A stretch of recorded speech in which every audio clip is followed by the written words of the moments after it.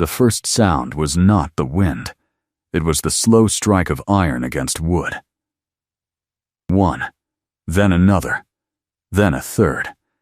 Each blow carried across the frozen hillside, as though someone was sealing a coffin instead of fastening a paper to a cabin door. Marin Alcott did not step forward. She did not speak. She stood beside the porch with both hands resting quietly over the front of her gray apron, while snow drifted between the pine trees around her. The world had already taken on the pale color that came before a Wyoming winter settled in for good. A stranger finished hammering the notice into the door her husband had built with his own hands. When he climbed back onto his horse, he still could not meet her eyes. "Mrs. Alcott," he said quietly, "the bank will keep whatever remains inside for 30 days. He hesitated. After that, "It belongs to the trust." The horse turned. Within moments, the sound of hooves disappeared into the white hills. The cabin was silent again. Only the paper moved, fluttering softly against the wood. If you enjoy stories about ordinary people facing impossible winters, stay with this one. Before this storm is over, the very people who watched her lose everything will climb this mountain searching for the only warm place left alive. Marin waited until the road was empty. Only then did she bend down beside the small crate resting at her feet. Inside were the only things she had decided were worth carrying. A cast-iron skillet polished smooth by years of use, one thick wool blanket, a worn copy of Seneca that her husband had read on quiet evenings, and beneath everything else, a leather journal wrapped carefully inside oilcloth. She rested her hand on the journal for a moment. She still could not bring herself to open it. Not yet. The paper nailed to the cabin meant the debt was finished, but the memories inside that journal still belonged to her. She lifted the crate. The weight pulled against her shoulders immediately. She turned away from the cabin without looking back. Looking back would only make her feet heavier. The trail she followed was little more than 2 wagon ruts disappearing into the northern pines. Nobody used it anymore. Most people preferred the road into Iron Marsh Bend. Marin walked the opposite direction. The town already knew her story. They would offer advice. Some would offer pity. Neither would keep her alive through winter. Snow began falling harder. It was not the soft snow children hoped for. It was the dry powder that floated sideways before settling into every fold of a coat. The cold reached inside her sleeves, 1 careful inch at a time. She kept walking. Several years earlier, Josiah had brought her onto these same hills during a summer afternoon. He had smiled more that day than she had seen in weeks. He stopped beside a hillside covered with thorn bushes. Hidden beneath them was an old stone doorway almost swallowed by earth. "It belonged to somebody long before us," he had said while brushing dirt from the stones. "They're gone. But the ground remembers good work." He ran his fingers across the weathered rocks. A cellar dug into a hillside can outlive the man who built it. Marin remembered every word. Now those words were the only direction she had left. The trail climbed steadily.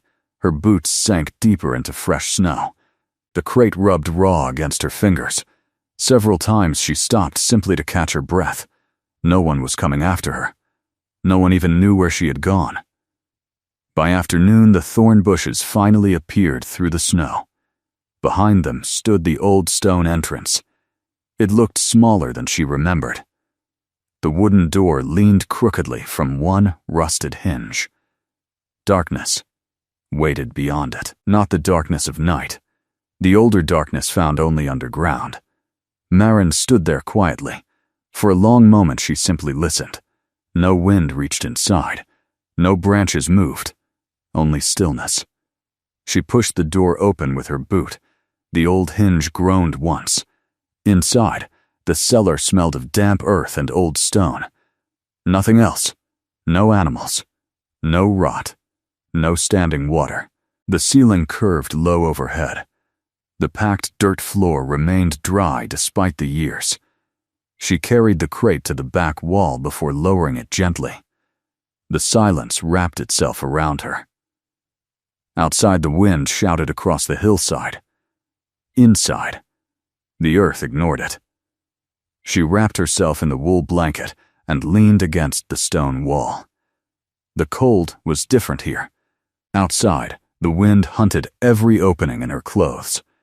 Inside, the temperature hardly seemed to move at all. It stayed still. Heavy, patient, the difference settled into her slowly. The cellar was cold. But it was not trying to steal the warmth from her body every second.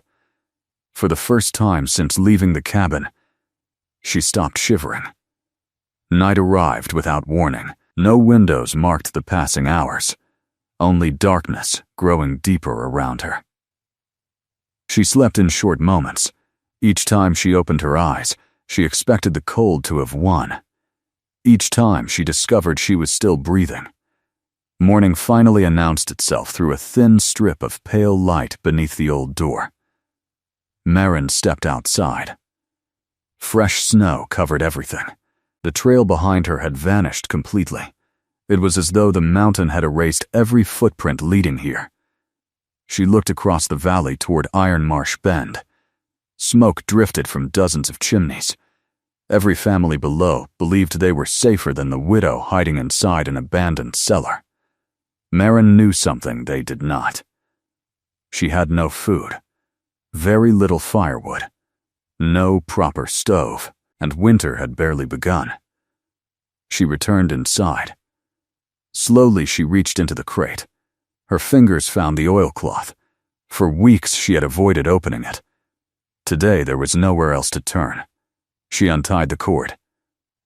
The familiar leather cover appeared beneath her hands. It still carried the faint smell of pipe tobacco and linseed oil. For just a moment, she closed her eyes. She could almost hear Josiah clearing his throat before reading aloud after supper. She opened the journal. The first page was empty. The second contained only one sentence, written carefully, underlined twice. The smoke must pay its rent. Marin frowned. She whispered the words once. Then again. She did not understand them. Not yet. But as she slowly turned the next page and saw rows of careful sketches, tunnels, air passages, and strange notes her husband had written over many years, something inside that forgotten journal quietly began changing the direction of her life. Outside, the first true blizzard of the season rolled silently across the Wyoming mountains. Marin read until the last trace of daylight disappeared beneath the old cellar door. The journal was not a diary. It was a notebook filled with years of careful observation. Every page held drawings of mine tunnels, air shafts, stone walls, and strange measurements written in Josiah's small handwriting. He had spent his life underground. While other miners hurried home after their shift, Josiah had stayed behind asking questions no one else cared to ask. Why did some tunnels stay warmer than others? Why did smoke move differently through certain passages? Why did deep earth hold nearly the same temperature while the world above froze solid? The answers filled nearly half the journal. Marin slowly turned another page. A rough drawing caught her eye. A small cast-iron stove. A pipe running sideways beneath the ground instead of climbing straight into the sky. At the bottom of the page, Josiah had written only 6 words. Never waste the warmth you already own.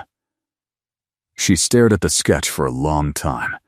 The idea seemed impossible. Every chimney she had ever seen reached upward. Smoke always climbed. Yet Josiah had filled 3 pages explaining why smoke could be made to travel farther before leaving a house. Not because heat wanted to escape. Because people allowed it to. She rested the journal on her knees. Outside, the wind pushed snow against the old wooden door. Inside, the cellar remained almost unchanged. The earth refused to surrender its warmth. By morning, she had made her decision. She would build exactly what Josiah had imagined. Not because she fully understood it, because there was no second chance waiting somewhere else. The first task was simple. She needed tools. Without them, the journal was only paper. Before sunrise, she wrapped the blanket tightly around her shoulders, closed the journal inside the oilcloth, and walked toward Iron Marsh Bend. People noticed her long before she reached the first buildings. The widow everyone believed had disappeared was walking calmly down the middle of Main Street. She carried only one wooden crate. Nothing else. Conversation stopped. Several women watched quietly from behind frosted windows. A few men standing outside the feed store lowered their voices. Nobody stepped forward. Nobody asked where she had spent the night. Marin walked directly into Ambrose Hollis's general store. The warmth inside smelled of coffee, leather, and fresh pine boards. Ambrose looked up from his ledger. For a moment, neither of them spoke. "I heard about the cabin," he said softly. Marin nodded once. Then she removed the wedding ring from her finger. It slid onto the wooden counter with a sound much louder than such a small piece of gold should have made. "I need a used stove." She paused. 20 feet of stovepipe, a shovel, a pick, and every small fitting needed to join them. Ambrose looked from the ring to her face. "You'll have enough left for flour and coffee. I'll need those later. I need the stove now." He studied her quietly. Finally, he nodded. "I have one behind the store. It isn't pretty. It doesn't need to be. It still burns. I'll take it." Ambrose disappeared into the back room. When he returned, he carried an old ledger. Instead of counting coins, he wrote her name carefully beneath a fresh line. "When spring comes," he said, "whatever value remains from the ring will still belong to you." Marin looked down at the page. She had expected charity. Instead, she had been given dignity. She thanked him with a quiet nod. Nothing more. As she stepped outside carrying the pick across one shoulder, she noticed an elderly woman sitting alone outside the church. Mrs. Wilfred Ashcroft. Nearly everyone in town respected her. Very few understood her. The old woman simply lifted her chin once. Not a smile. Not pity. Only acknowledgement. Marin answered with the same small motion before continuing toward the hills. That silent exchange stayed with her far longer than words could have. Sometimes another person's belief arrived without a single sentence being spoken. By afternoon, Ambrose's teenage son, Elias, arrived with the stove loaded onto a wagon. He helped lower it into the cellar. His eyes wandered toward the shallow trench Marin had already started digging outside. It stretched away from the doorway instead of toward it. "You making a root trench?" he finally asked. Marin smiled faintly. "No, I'm teaching Smoke a longer road." The boy frowned. He clearly did not understand.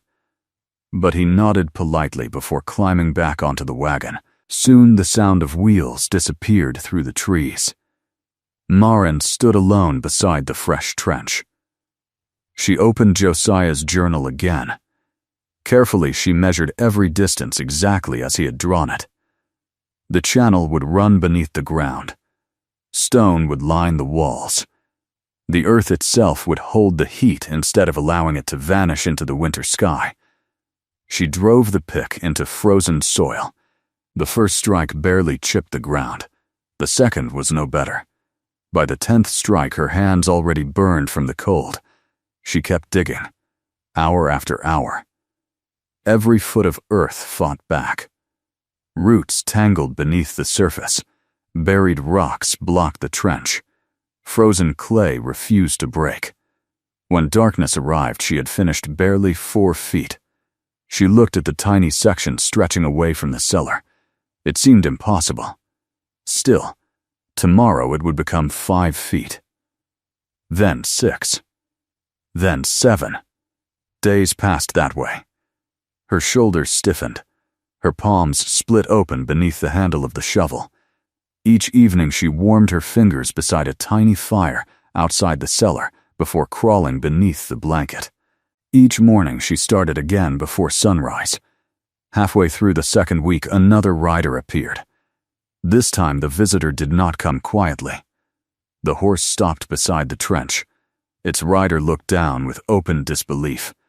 It was Wendell Thorne, the finest builder in Iron Marsh Bend. Nearly every church, schoolhouse, and strong home in the valley carried his work. He studied the ditch, then the stove, then Marin. What exactly are you building? A heating flue. He looked again. No, he shook his head. You're digging a grave. A chimney goes up, not sideways. The smoke will choke you before winter ends. Marin wiped dirt from her hands. My husband worked underground for 22 years. He learned things few people ever see. Wendell crossed his arms. Dead men don't rewrite the laws of nature. She reached into the crate, lifted the journal, held it toward him. If you'd like to read what he learned, you're welcome. If not, she looked back toward the trench. I've already lost enough daylight. For several seconds, neither moved. The wind carried loose snow between them. Finally, Wendell pulled gently on the reins. I've built houses for 20 years. I've never seen anyone survive by arguing with smoke. Marin answered without raising her voice. Maybe nobody ever asked smoke to work first. He rode away, shaking his head. By evening, the story had reached every corner of Iron Marsh Bend. People laughed. Some called the trench Alcott's folly. Others called it the widow's grave. Children repeated the names without understanding them. Marin heard every one. She never answered. She simply drove the pick into the frozen ground again. Because while the town was talking, winter was still coming. And somewhere beyond the northern mountains, a storm far larger than anyone imagined had already begun its long journey toward Wyoming. The laughter stopped the day the sky turned white. Not gray, not cloudy. White, the kind of white that erased the line between earth and heaven until even the oldest ranchers stood outside their barns looking north with tight jaws. Marin noticed it before noon. The air had changed. Everything sounded smaller. Even the crows had disappeared. She stepped outside the cellar carrying another armful of split pine and stopped halfway across the clearing. The forest had gone strangely still. No birds, no squirrels. Even the wind seemed to be waiting. She looked toward the valley below.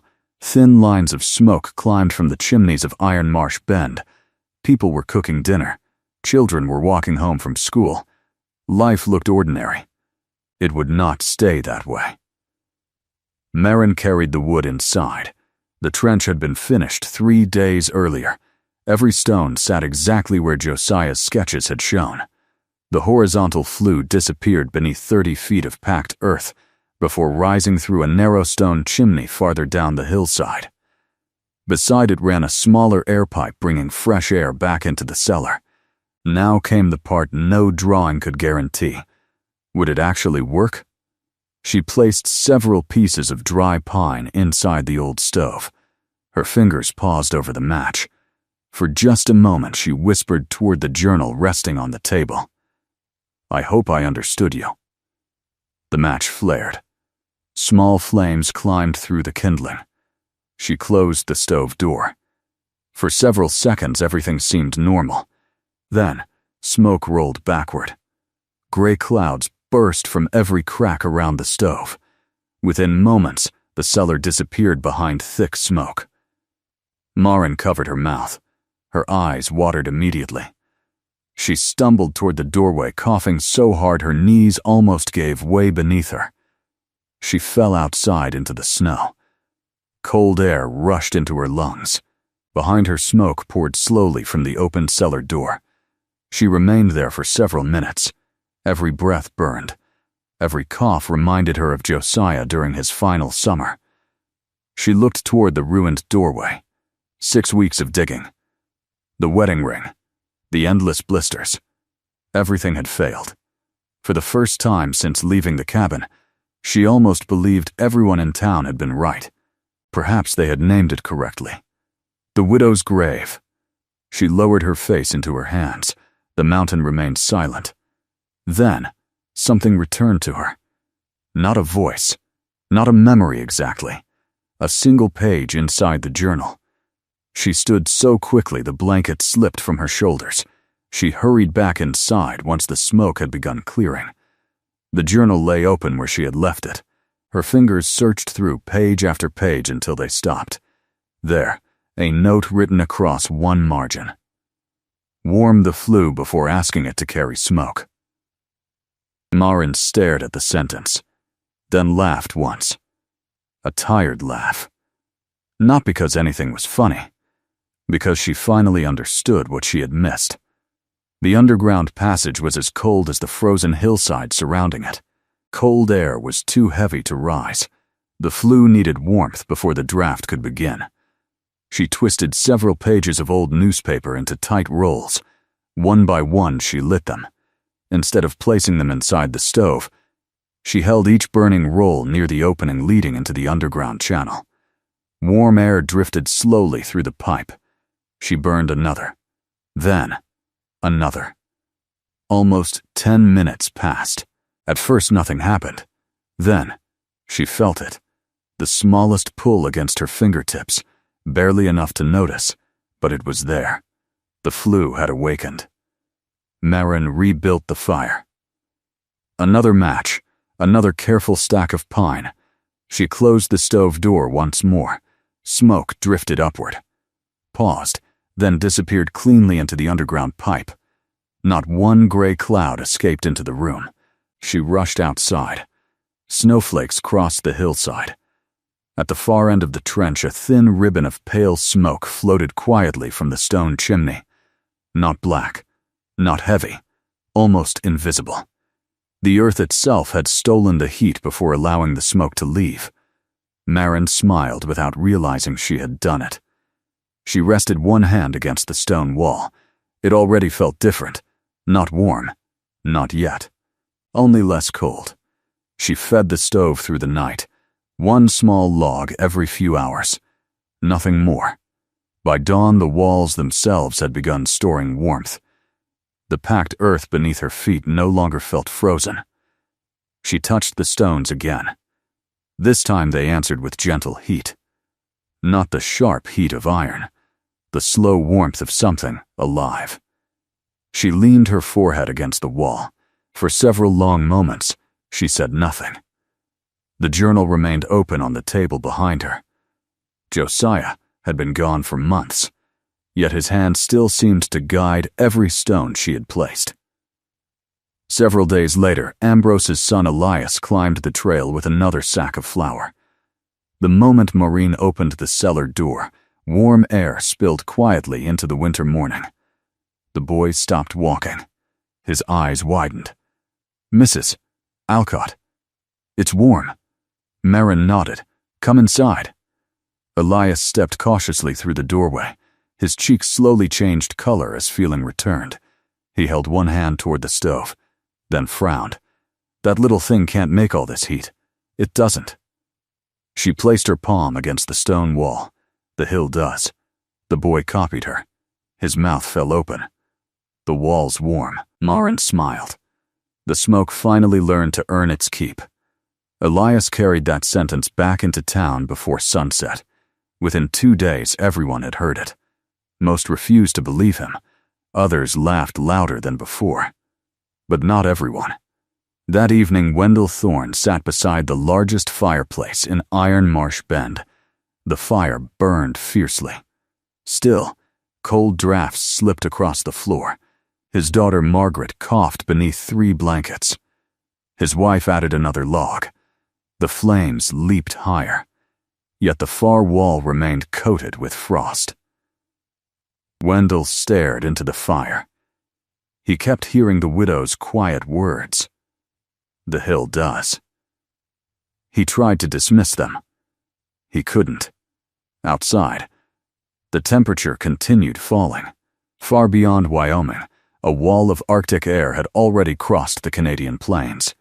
It was gathering strength with every mile. The newspapers would later call it one of the harshest blizzards the territory had ever seen.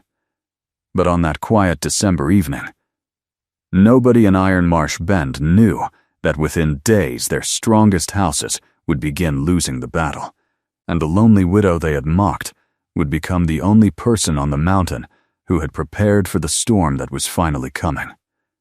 Winter arrived during the night without a single warning bell. No gentle snowfall. No slow change in temperature. Only darkness. Then, wind. Marin woke before dawn because the cellar door shuddered beneath a violent blast that rattled every hinge. She opened her eyes. The little stove still burned quietly. The stone walls around her held yesterday's warmth like they had been waiting for this very morning. She rose from the blanket and placed one hand against the nearest wall. It felt comfortably warm. The stove itself held only a small fire. Everything else came from the earth surrounding her. Outside, the mountain screamed. The blizzard had arrived. Snow slammed against the hillside with such force that daylight disappeared behind a moving wall of white. Marin pushed the door open only a few inches. The wind nearly tore it from her hands. She closed it immediately. The storm was unlike anything she had ever witnessed. There would be no walking today. No gathering wood. No traveling anywhere. The mountain had sealed itself. She added one more log to the stove, then sat quietly beside the journal. Hours passed. The storm only grew louder. By afternoon, she could no longer hear the trees, only the endless roar of snow striking earth. She wondered briefly how the town below was surviving. Then she forced herself to stop thinking about it. There was nothing she could do. Night came. Morning followed. Still the wind continued. On the second day, the cellar remained warm. The stone walls released yesterday's stored heat little by little. The stove needed surprisingly little wood. Josiah had been right. Every piece of warmth stayed inside instead of racing into the sky. Late that afternoon, Marin heard something impossible. A dull thump. Then, another. Not wind. Someone was outside. She froze. The sound came again. Weak this time. 3 slow knocks against the buried door. Marin grabbed the lantern and climbed the stone steps. Snow blocked nearly half the entrance. She pushed hard. The door moved only inches. A voice drifted through the crack. Mrs. Alcott. It was barely louder than a whisper. She recognized it. Wendell Thorne. Marin forced the door wider. Snow spilled into the entrance. A large figure collapsed forward onto his knees. His beard was covered with ice. His eyelashes were white. Behind him stood Adelaide wrapped in blankets. She carried little Margaret against her chest. Corwin stumbled beside them, pulling a small sled loaded with supplies. None of them looked like the confident family who had once lived in the finest house in Iron Marsh Bend. They looked like people who had spent 2 days fighting the mountain and lost. Wendell tried to speak. Nothing came out. Marin stepped aside. Come in. No questions. No anger. No reminders of the afternoon he had called her trench, a grave. The family entered quietly. Warm air surrounded them almost immediately. Adelaide closed her eyes as feeling slowly returned to her hands. Margaret's breathing became easier within minutes. Corwin walked to the nearest stone wall. He touched it. Then looked at his father. It's warm. Wendell lowered himself onto a wooden stool. For several moments he simply stared around the cellar. His eyes followed the stovepipe disappearing beneath the earth, then toward the distant chimney hidden beyond the hillside. He understood. Every word the widow had spoken weeks earlier suddenly made perfect sense. He looked at Marin. I was wrong. She poured hot coffee into a tin cup, handed it to him. We've all been wrong about something. That was all she said. Before sunrise on the third day, more knocking came. This time 2 ranchers, then a mother carrying twin boys, then old Mrs. Ashcroft, then Ambrose Hollis with Elias beside him pulling another sled of food. Each face carried the same expression. Not pride, not shame, only exhaustion. The storm had stripped away everything except the simple need to survive. The cellar filled slowly. People shared blankets. They melted snow for water. They cooked soup over the little stove. Children slept against warm stone walls instead of frozen cabin floors. Nobody asked who owned the cellar anymore. It belonged to whoever needed it. On the fourth morning, the blizzard finally weakened. The silence outside felt almost unbelievable. People stepped carefully into bright sunlight. The mountain had changed. Cabins lay buried beneath towering drifts. Barn roofs had collapsed. Fences had vanished completely. Smoke rose from only a handful of chimneys. Many homes had gone cold long before the storm ended. Iron Marsh Bend would spend months counting losses. But one place on the hillside had remained warm through every hour of the blizzard. Word spread quickly across the territory. Not about a miracle, about a widow. An abandoned cellar, and a strange underground flue that allowed smoke to give away nearly all its heat before leaving the earth. Weeks later, Wendell Thorne returned carrying fresh-cut lumber and dressed stone. He removed his hat before speaking. "I came to repay a debt." Marin looked at the tools in his wagon. "You don't owe me anything. I owe you more than I can measure." He smiled for the first time since arriving. "If you'll allow it, I'd like to help build this place properly." She looked toward the hillside where the first sunlight touched the snow, then nodded once. Throughout the following spring, neighbors who had once laughed worked side by side beside the cellar. They strengthened the entrance, built better drainage, added food storage, improved the ventilation exactly as Josiah had described inside his journal. No one ever called it Alcott's Folly again. Years later, travelers crossing the Bighorn country still spoke about the warm cellar hidden beneath the hillside. Some remembered the terrible blizzard. Others remembered the widow who opened her door without asking who had doubted her. But those who stayed there never forgot the quiet lesson hidden beneath layers of stone and frozen earth. Sometimes the safest home is not the tallest one on the hill. Sometimes it is the place everyone else walked past without understanding. And when the mountain finally tested them all, they knew exactly which door to knock on. If you enjoyed this story, don't forget to like the video, subscribe to the channel, and share it with someone who loves unforgettable frontier survival stories.